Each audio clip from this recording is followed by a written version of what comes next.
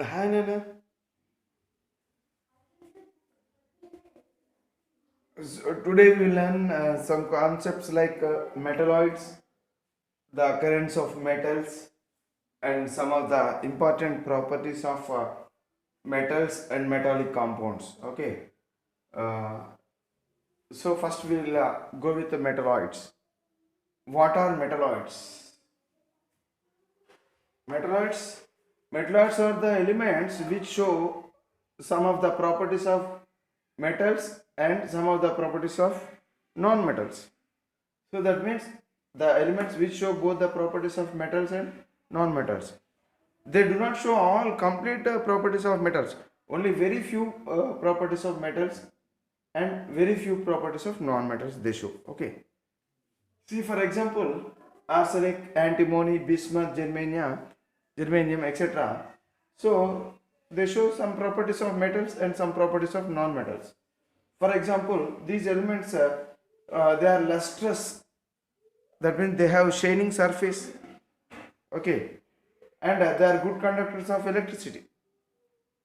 If you see some of the non-metallic properties, generally these the hydrates formed from by these elements, they are stable hydrates.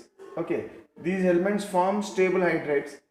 Okay, and these elements, when they dissolve in nitric acid, they form oxyacids, because generally non-metals, when they dissolve or else when they react uh, with nitric acid, they form oxyacids.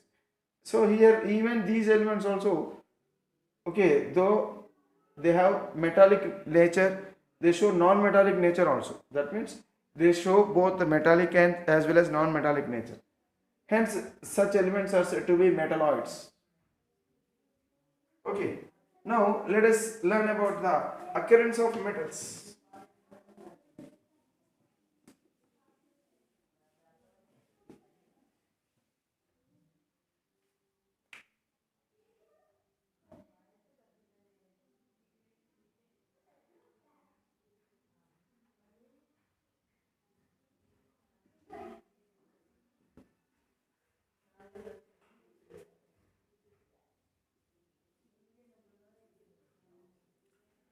Occurrence of metals. Generally, if you speak about the occurrence of metals, so metals occur in two ways. So that means in native state. In native state. Native state means they occur freely as metals, or else in combined state. In combined state. So which metals occurs in native state and which metals occurs in combined state? So that is important. See, only, so native state only gold, platinum and silver. Okay, only gold, platinum and silver, they occur in the free state. They occur in the free state. Okay, it is because they are not, because these elements, they are not affected by air, they are not affected by water, they are not affected by carbon dioxide, etc.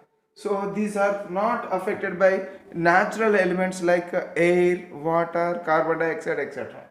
As they are not reacted, or they are not affected by these natural elements, they cannot form compounds. That means they do not occur in combined state.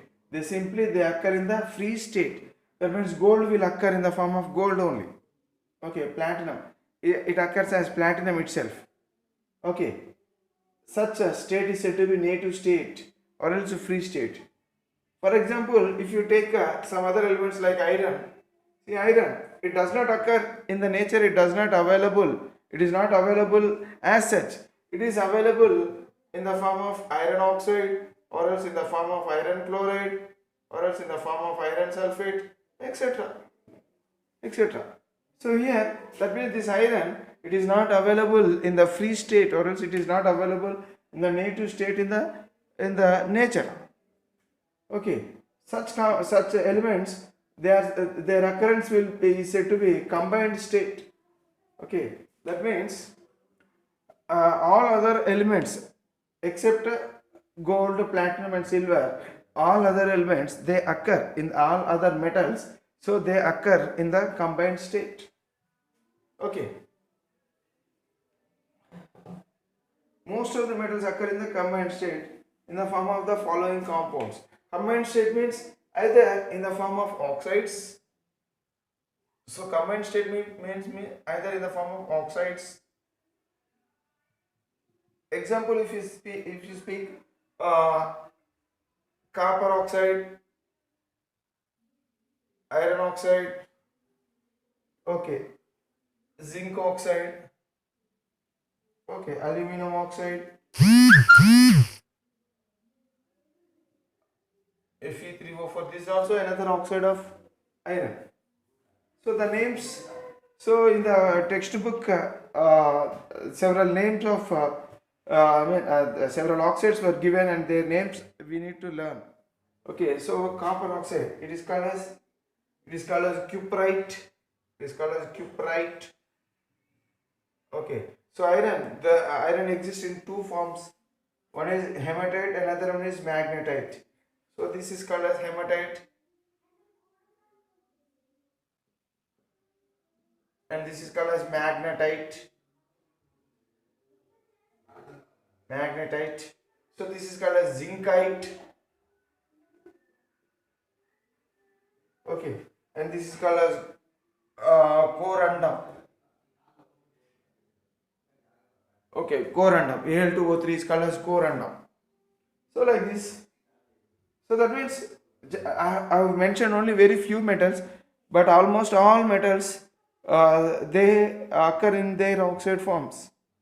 Okay, I mean except these elements. Except these elements, so almost all other elements, all other metals, they form oxides. Okay. Next, hydrated oxides. Hydrated oxides. What is the meaning of hydrated oxides? Hydrated oxides means, so when they are oxides, during the formation of the crystals, they they absorb some water molecules for the formation of perfect crystals. Okay, so that means what, as they are absorbed water molecule, they are said to be hydrated oxides. For example, if you take Fe2O3, so Fe2O3 hematite, so in the formation of perfect crystals, so if it absorbs water molecules, okay, so then it is said to be limonite. Okay, limonite. So this is called as hematite. So it is, hematite is not having water of crystallization. Okay, hence it is not a hydrated oxide. Simply it is an oxide. But limonite, it is hydrated oxide of Fe2O3. So hematite is simply an oxide of iron, Fe2O3. So in the same way, bauxite, say aluminum if you see, so it is not hydrated oxide, simply it is an oxide. But if you see, if you take that same aluminum oxide, okay, so if it is hydrated aluminum oxide, then it is said to be bauxite. Okay. So Fe2O3, simply it is an oxide, but Fe2O3 dot H2O, it is said to be hydrated oxide, and its name is limonite. So corundum, bauxite. So what is the difference between these two? So bauxite is a hydrated oxide, whereas corundum, it is simply an oxide of aluminum. Hematite is simply an oxide of iron, okay, Fe3O4, sorry, Fe2O3, but limonite is hydrated oxide of iron, Fe2O3. Okay, like this. Next, carbonates.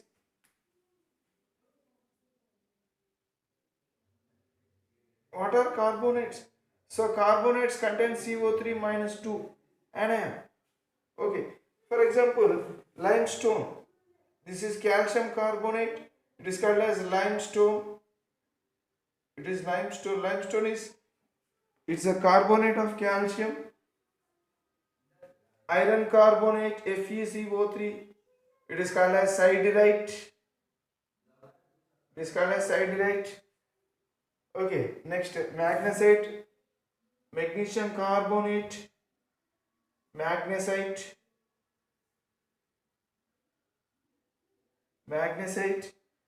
dolomite. So the mixture of calcium carbonate and magnesium carbonate, so it is called as dolomite. Okay, it's a mixed carbonate.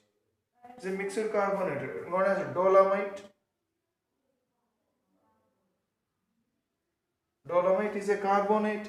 It's a mixture of calcium carbonate and magnesium carbonate. Malachite, basic copper carbonate. Copper carbonate, but it's basic in nature. When copper carbonate is basic in nature, okay, that it is called as it is a double salt. Simply, it's said to be double salt. So because it is a simple, it is a compound. So this compound is, it is having copper carbonate and even CuOH. Copper hydroxide. So this is basic in nature. So as it is copper hydroxide, any hydroxide generally they are basic in nature. So that means hence this particular substance is said to be basic copper carbonate, or else simply malachite. What is malachite? Malachite is nothing but basic copper carbonate. Okay, zinc carbonate, calamine, zinc carbonate.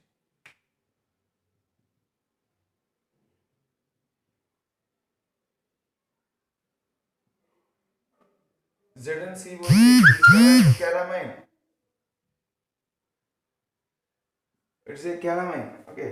So like this. So these are some of the metal carbonates. Okay, carbonates of metals. Okay, so that means oxides we have seen.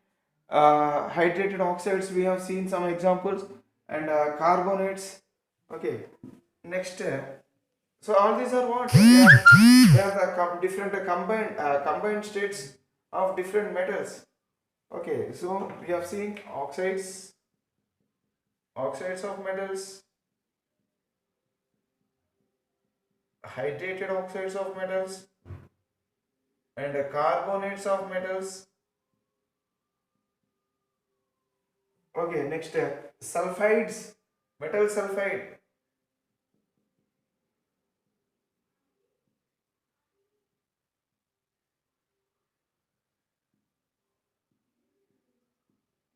Metal sulfides. Okay, metal sulfides. For example, zinc sulfide. Zinc sulfide. It is called as zinc blend. Zinc blend. It is called as zinc blend. Zinc sulfide is called as zinc blend. Lead sulfide, galena. Lead sulfide. It is called as galena. Okay. Mercuric sulfide, cinnabar.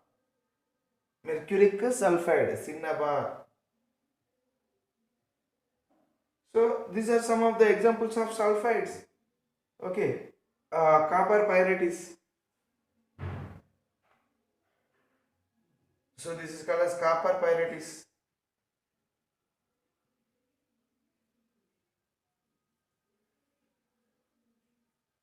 Okay, so copper pyrites. Iron pyrites, FeS2. If it is FeS2 only, then it is said to be iron pyrites. If copper is also present, if copper is also present along with FeS2, then it is said to be copper pyrites. If only FeS2 is present, then simply we can call it as pyrites or else iron pyrites.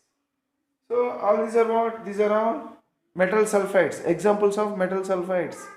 So zinc blend, galena, cinnabar, copper pyrites, iron pyrites. Okay. So now some more combined states.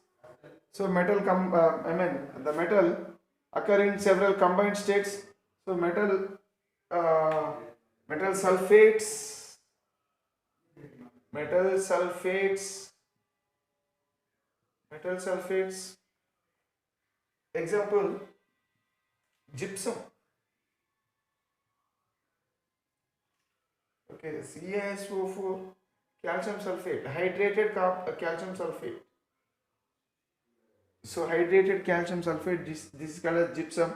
So from this gypsum only plaster of Paris is made. When gypsum is heated to 100 degrees centigrade, then we will get a plaster of Paris.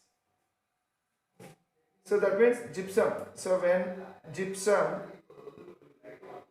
gypsum is heated to 100 degrees centigrade, so it loses water molecule. So it forms what, CaSO4. Okay, dot H2O. Okay, so here, so let's say, how many?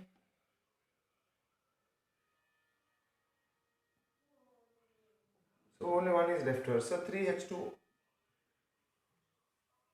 So 2CaSO4 dot single H2O. So this is called as plaster of Paris. Plaster of Paris, or else it is also called as anhydride.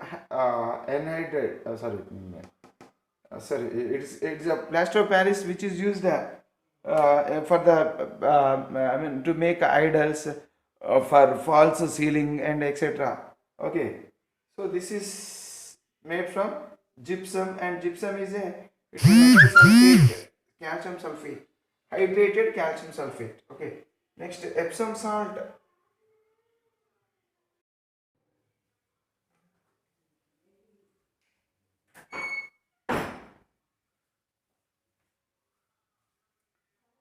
Gypsum, Epsom salt, magnesium sulfate, hydrated magnesium sulfate, anglasite, lead sulfate, barytes, barium sulfate. Okay, blue vitriol,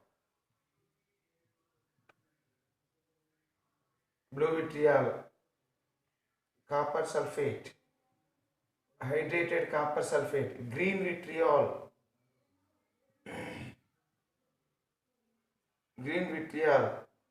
FeSO4.7H2O. Okay, so ferrous sulfate, hydrated ferrous sulfate, white vitriol,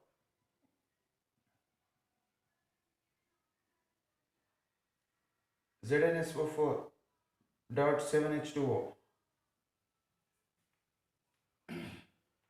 Okay, so like this, Glauber salt, Na2SO4 dot 10H2O, Glauber salt.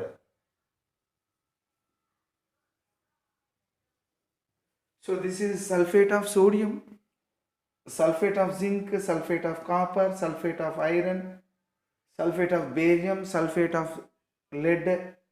Okay, hydrated sulfate of magnesium, hydrated sulfate of calcium. So like this. So these are all different sulfates. They are sulfates of different metals. So there are so many metals which form their sulfate. So I have given only very few sulfates, metal sulfates. Now we learn about metal halides, or else halides. Metal halides or halides. See, rock salt, sodium chloride. It is called as table salt or rock salt.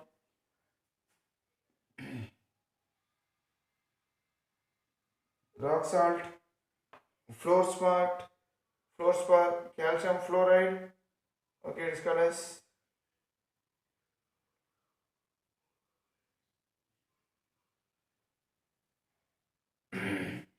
fluorspar, carnallite.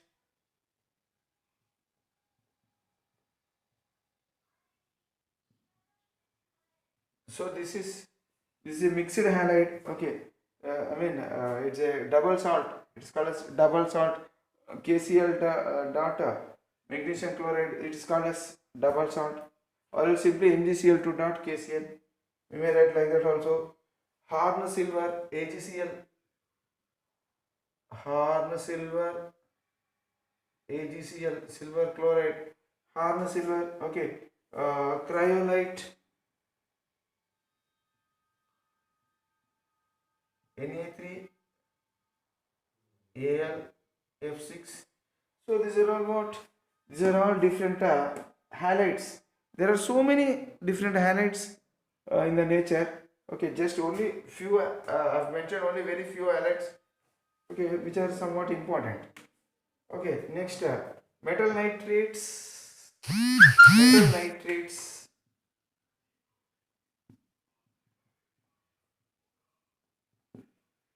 Metal nitrates. Sodium nitrate. It is called as chili saltpeter. Okay, it is called as chili salt.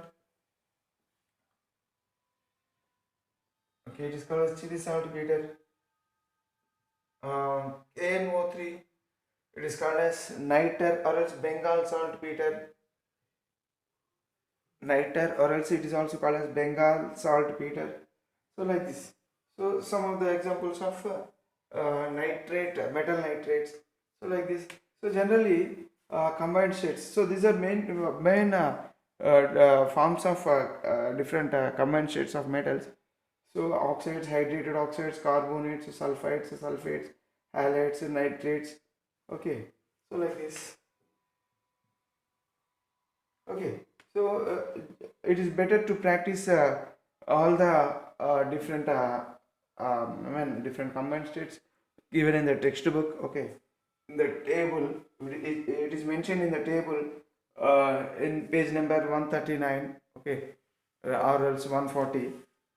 Right now we learn some of the important or else graded properties of metals, metal compounds which are present in the metal activity series.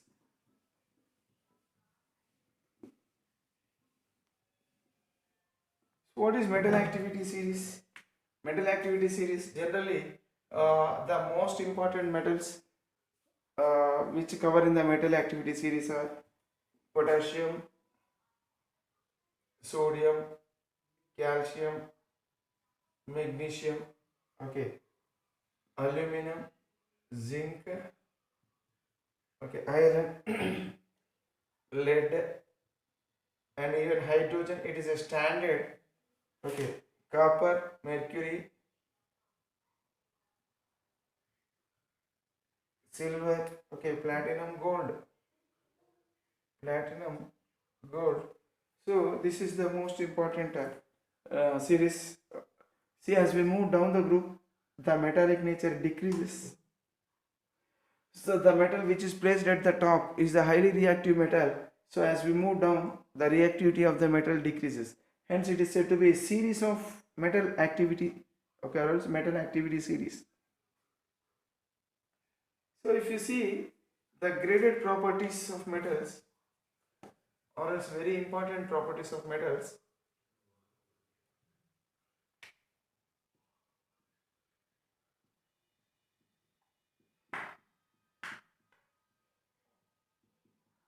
graded properties of metals, metallic compounds and metal compounds.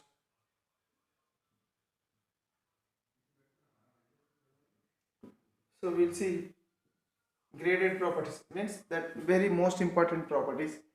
Okay, for example, the most important property is reaction. Reaction with the dilute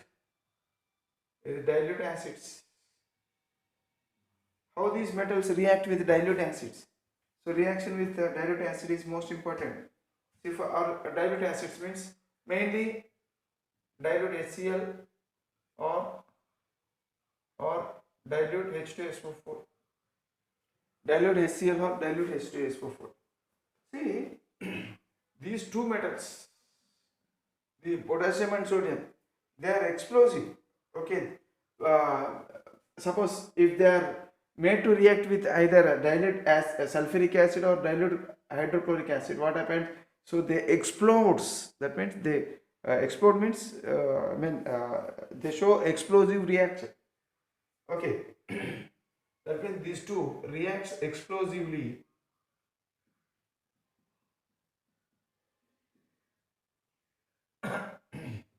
with these acids, okay, and liberates liberates a hydrogen gas H2 and liberates hydrogen gas. Okay, for example, sodium plus H2SO4 will form Na2SO4, okay, and hydrogen gas is liberated. Okay, hydrogen gas is liberated. This reaction is explosive reaction. Okay, large amount of heat is released all of a sudden. Okay, that means these two metals particularly, they react with acids. Explosively they react. How do they react? They react explosively with acids. Okay, and liberates hydrogen. Next, if you if you speak about the reaction of these metals like calcium, so up to iron. So these metals, they react with dilute acids. Okay, but here also what happens after reaction with the dilute acids? They also liberate hydrogen, but not explosively. Okay, these two metals, they react with the dilute acids explosively, whereas these metals also will react with the dilute acids but not explosively. Okay, and even in this in their reaction with acids also, hydrogen gas is liberated. For example, if calcium is liberated, if calcium is made to react with sulfuric acid, it forms a calcium sulfate and hydrogen gas is produced. But this reaction is not explosive reaction. When compared to the calcium, magnesium, the reaction of calcium with sulfuric acid, it is somewhat faster when compared to the reaction of magnesium with sulfuric acid or HCl. And the reaction of aluminum is comparatively slow when compared to the reactivity of these two metals with the acids. And gradually what happens, the reactivity decreases. So iron reacts very, very slowly when compared to these metals. Okay, iron reacts slowly with acids. Okay, for example, iron plus sulfuric acid to forms FeSO4 plus hydrogen gas. So here hydrogen gas is liberated very slowly because the reaction of iron with acids is somewhat slow when compared to zinc, and the reaction of zinc with acids is slow when compared to aluminum. So like this. So as we move from iron to calcium upwards, the reactivity increases. Okay, as we move from calcium to iron downwards, the reactivity decreases. Okay, next step. If you speak about the reactivity of these metals up to silver, what happens? They do not react with acids. Do not show reaction with the dilute acids. Dilute acids means here particularly dilute hydrochloric acid and dilute sulfuric acid. But there is an exception. What is the exception? So this lead, only lead will react with acid. That too, when lead is heated. Okay, that when lead is heated, and the acid should be not diluted. It should be concentrated acid. Okay, hot and concentrated. Lead reacts with the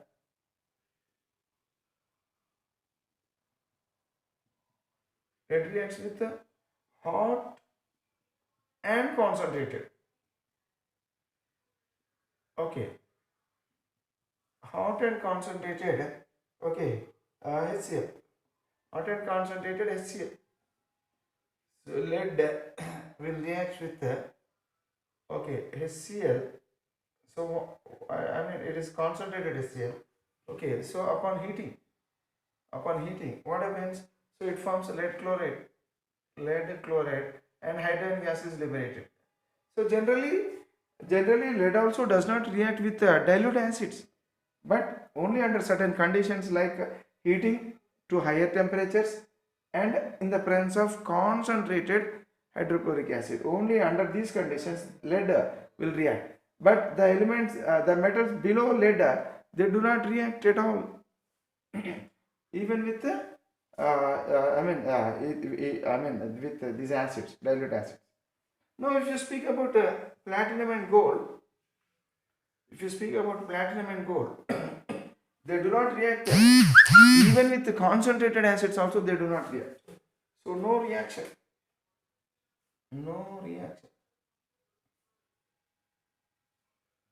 No reaction with the dilute or even with the concentrated acids.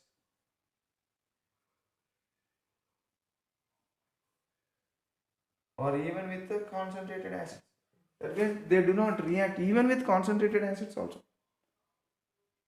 They are, that is why already in the beginning we learned that platinum, gold, and silver generally, even silver also forms very few compounds, because here silver also almost it is non-reactive. It occurs in the free state, silver also. So particularly platinum and lead, so they do not react even with any substance. Okay, okay, even with the concentrated acids, also this lead, platinum and this gold do not react. Now, if you speak about some other properties, that means reduction. So there, these oxides, these are metals. They're metal oxides. Okay, when they are when the oxides of these metals are reduced, so the reduction of the oxides of these metals into metals, so we'll see that property. Okay, that means reduction property. So reduction of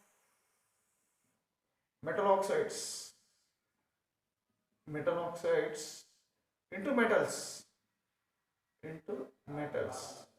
That means metal oxides, when they convert into metals, so that process is said to be reduction.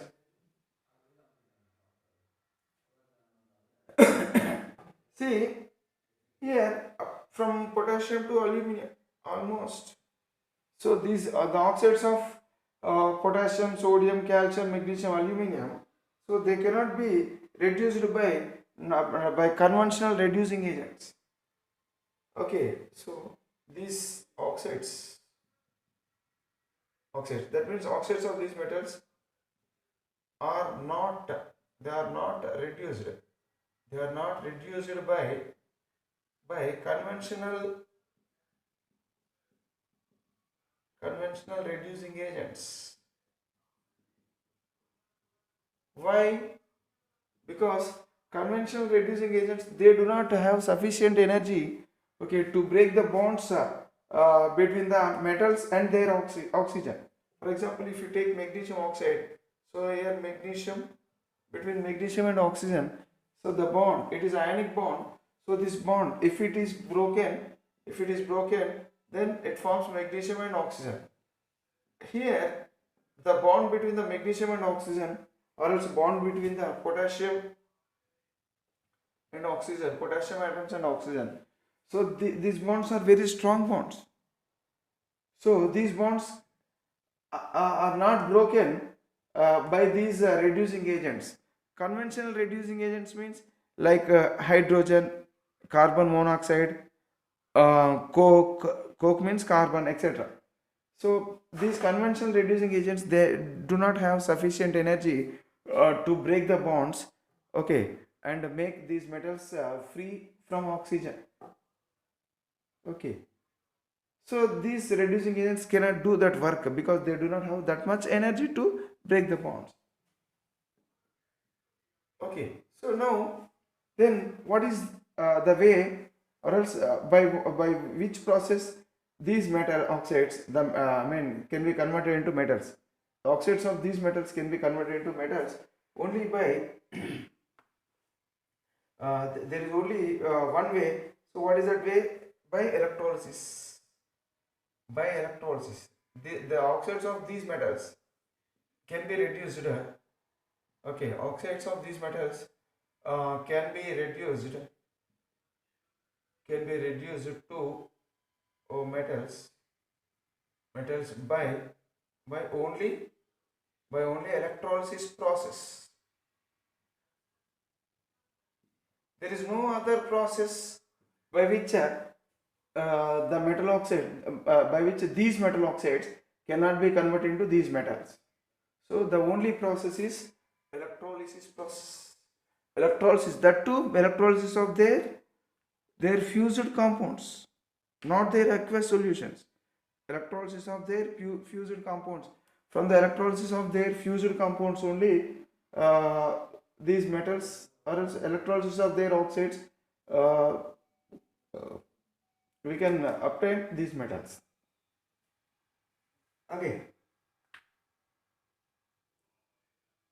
Next, if you speak about the reduction of zinc, if you speak, zinc can be reduced by zinc oxide. Zinc oxide can be converted into zinc when it is reacted with coke. Coke, C means coke, carbon, coke. Okay, coke, this coke have sufficient energy to break the bond between zinc and oxygen, and this coke will, the carbons of the coke will take oxygen to form carbon monoxide, and zinc metal is left over. That means zinc oxide is reduced to zinc with the help of coke. Okay, right. Next, if you speak about the reduction of the other metals like iron. Okay, from iron to copper, if you speak, their reduction. So their oxides can be reduced by, okay, oxides can be, their oxides can be reduced okay, into the metals by by reducing agents, by conventional reducing agents, by conventional reducing agents, reducing agents like hydrogen, okay, carbon monoxide, coke, etc. So here, so that means from iron to copper, okay, their oxides can be, these metals can be prepared from their oxides, okay, in the presence of reducing agents. For example, take this copper oxide when reacted with carbon monoxide, so it forms what copper metal and carbon dioxide is released. Iron oxide, iron oxide, when reacted with the carbon monoxide, it forms what?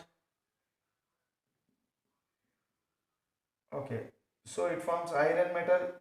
That means iron oxide is converted. It is reduced to iron metal, and and carbon dioxide gas is liberated.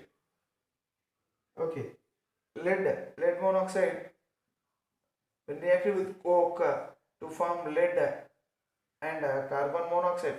So that means lead oxide is reduced to lead metal. Lead monoxide, it is reduced to metallic lead. Okay, so like this, reducing agents, conventional reducing agents can reduce the oxides of these metals from iron to copper. Okay, even copper can be oxide of copper can be reduced by hydrogen also. Oxide of copper can be reduced by hydrogen also to form copper metal, and water is formed. Okay, like this. Right. Next, if you speak about this one, see, we have to heat. We have to heat it. In all these cases, we have to heat. Oxides are reduced into metals by conventional reducing agents upon heating. On heating. On heating. So we have to use reducing agents and even on heating. Both the things we need. So if you speak about the reduction of oxides of mercury and silver, so the oxides of mercury and silver can be converted into the mercury metal and silver metal. Okay, so by simply heating.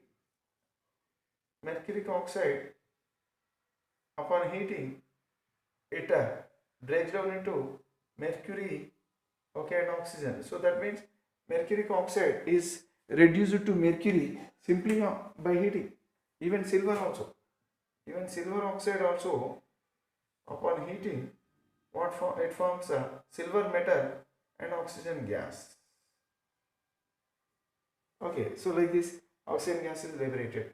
So in this, I mean here silver and mercury and silver, so they can be reduced upon simple heating only. They do not require any reducing agents also.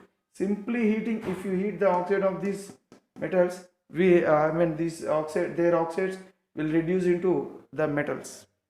Okay, but here, the oxides are the oxides of iron and lead, copper. So here, they heating their oxides. Upon heating their oxides, it is not sufficient. So we have to use conventional reducing agents in order to reduce the oxides of these metals. Okay, into these metals. Okay. Next, if you speak about the reduction of uh, so here platinum and gold, they do not form oxides at all. They do not only oxide, they do not form any compounds because they are highly non-reactive, they are stable. Okay, as they are highly non-reactive, they do not occur in the combined state in the nature at all. That means they do not form oxides. They do not form oxides. So as they do not form oxides, so no need of there is no risk of converting of their oxides into these metals. See, already they do not form oxides, so they occur in the form of metal itself. Okay, so that means here reduction of metal oxides into metals, it is done by several processes. So all metals cannot be all metals cannot be obtained from their metal oxides by similar methods. Okay, some metals uh, can be obtained from their oxides only by electrolysis process. Okay, some metals can be obtained from their oxides by using conventional reducing agents. Some metals can be obtained from their oxides upon simple heating only. Okay, and some metals do not form oxides at all. So like this. So these are some of the graded properties of metals. Okay, and their metal compounds. Okay, we will learn about some other concepts. Okay, in the next video.